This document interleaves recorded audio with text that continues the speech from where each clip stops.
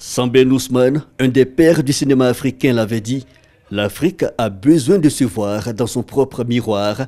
L'identité africaine dans le cinéma scruté au cours de ce 20e festival de Khouribga au Maroc.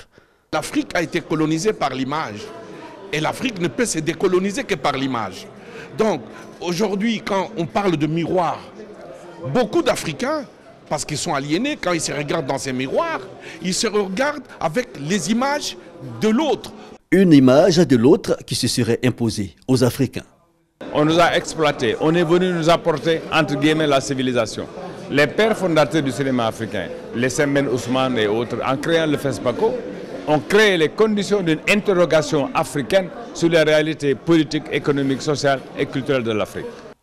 L'Afrique, victime de ses peurs ou de ses insuffisances, au cinéma d'œuvrer au changement de mentalité.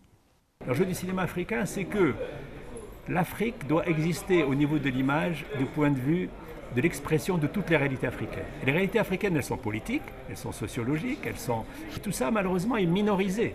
Les Européens, quand nous regardent comme ça, comme un pays. Mais nous ne sommes pas un pays. Nous sommes un continent. Comme continent, nous avons beaucoup de caractéristiques différentes. Sonnette d'alarme cependant, le monde désormais ouvert, chacun peut s'y faire sa place, même dans l'univers du 7e art. N'importe quel cinéaste sur le continent peut aller n'importe où pour faire le cinéma et c'est pas parce qu'il est parti d'un pays que ça fait son identité.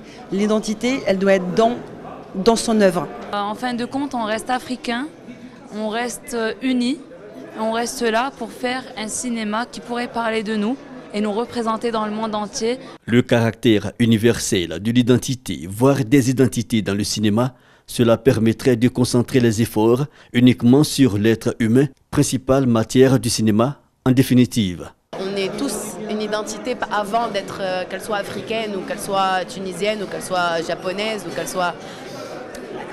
Est-ce que cela ne suffirait pas de juste s'identifier en tant qu'humain? Un sage donc pour orienter la réflexion. Gaston Kabouré, réalisateur burkinabé, place le cinéma comme un miroir de toutes les identités.